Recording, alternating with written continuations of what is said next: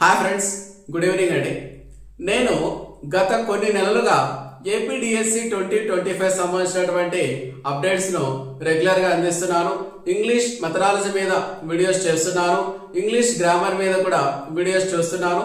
చాలా మంది నా వీడియోస్ చూస్తున్నారండి. చూస్తున్నటువంటి చాలా మందికి ఒక సందేహం ఉందండి, ఈ పిల్లవాడు ఎవరు, అసలు ఈ పిల్లవాడికి వీడియోస్ చేసే అర్హత ఉందా లేదా, ఈ పిల్లవాడు చెప్పిన మాటలు మనం నమ్మాలా లేదా అనే కొన్ని సందేహాలు చాలా మందికి ఉన్నాయండి. ఆ సందేహాలను తీర్చే ఉద్దేశంతో నా గురించి కొన్ని వివరాలు మీకు తెలియజేస్తే అప్పుడు నా మీద ఉన్నటువంటి ఏమైనా అపోహలు మీకు తొలగిపోతాయనే ఉద్దేశంతో, ఏమైనా అనుమానాలు ఉంటే పటాపంచలు అవుతాయనే ఉద్దేశంతో ఈ వీడియోను నేను ప్రజెంట్ చేస్తున్నానండి. ఐఎమ్ ఫ్రమ్ కర్నూలు డిస్టిక్ అండి. మాది ఏ డిస్టిక్ అంటే కర్నూలు డిస్టిక్ అండి. నా వీడియోస్ చూస్తున్నటువంటి చాలా మందికి ఈ పిల్లవాడు చాలా యంగ్గా ఉన్నాడు అనుకుంటున్నారండి, కానీ నేనేమి యంగ్ కాదండి.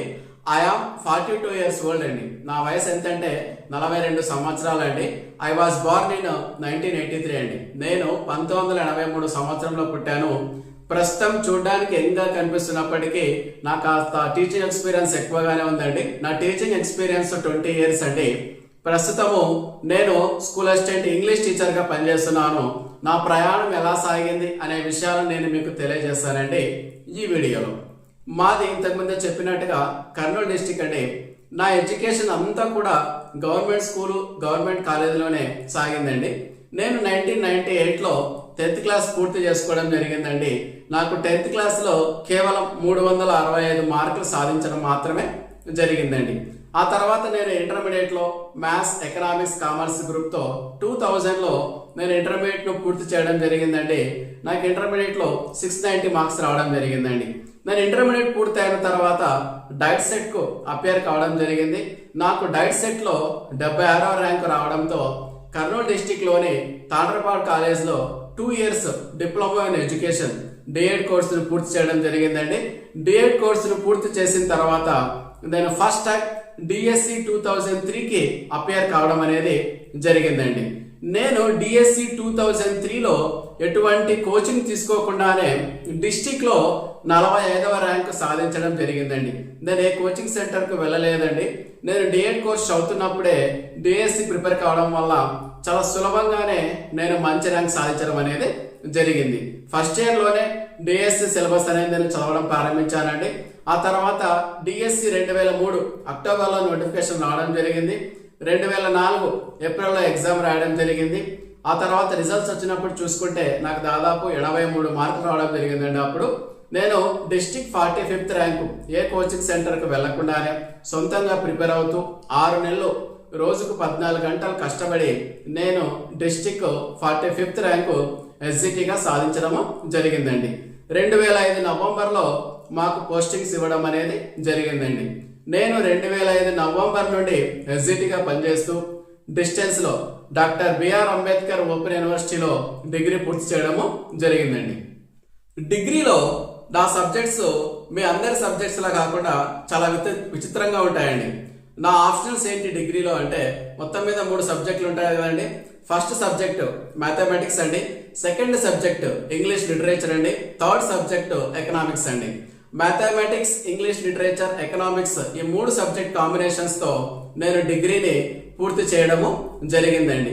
డిగ్రీ పూర్తి అయిన తర్వాత డిస్టెన్స్లోనే ఇందిరాగాంధీ నేషనల్ ఓపెన్ యూనివర్సిటీ ఇగ్నోలో, ఇది ఢిల్లీలో ఉంటుందండి, ఇగ్నో ద్వారా స్టడీ సెంటర్ నంద్యాల అండి. నేను నంద్యాల స్టడీ సెంటర్కు అటెండ్ అవుతూ డిస్టెన్స్లోనే ఇగ్నో బిఎడ్ పూర్తి చేయడం జరిగిందండి. నా మెథడాలజీస్ మ్యాథమెటిక్స్, ఇంగ్లీష్ అండి.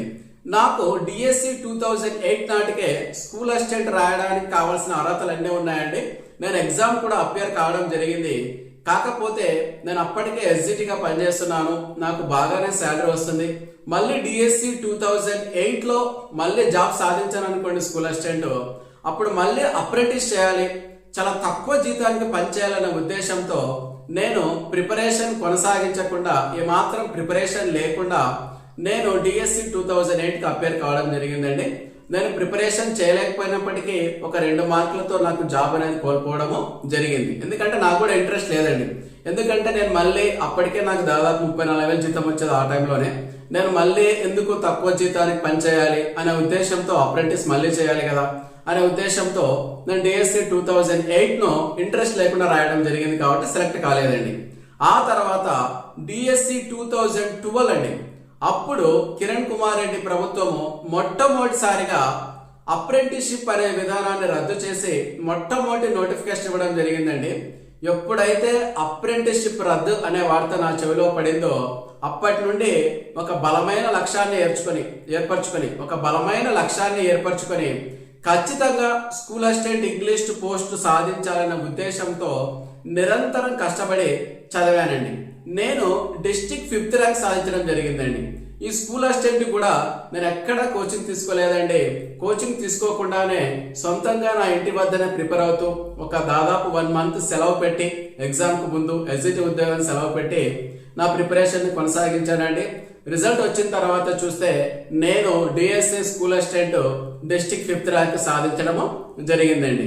డిఎస్సి 2012లో సెలెక్ట్ అయి 2012 డిసెంబర్ నుండి ప్రస్తుతం వరకు నేను స్కూల్ అసిస్టెంట్ ఇంగ్లీష్ టీచర్గా పనిచేస్తున్నానండి. నేను ఇంతకు ముందు చెప్పినట్టుగా మాది కర్నూలు డిస్టిక్ అండి. కర్నూలు డిస్టిక్ లో విజయ్ కుమార్ ఇంగ్లీష్ టీచర్ అంటే బాగానే ఒక మంచి పేరు ఉందండి. ఈ పేరు రావడానికి కారణము నేను నిరంతరం ప్రతిరోజు ఇంగ్లీష్ గ్రామర్ బుక్స్ రెఫర్ చేస్తూ ప్రతిరోజు ఎంతో కొంత జ్ఞానాన్ని పెంపొందించుకుంటున్నానండి. ఇదండి బ్రీఫ్ గా నా ఇంట్రడక్షన్.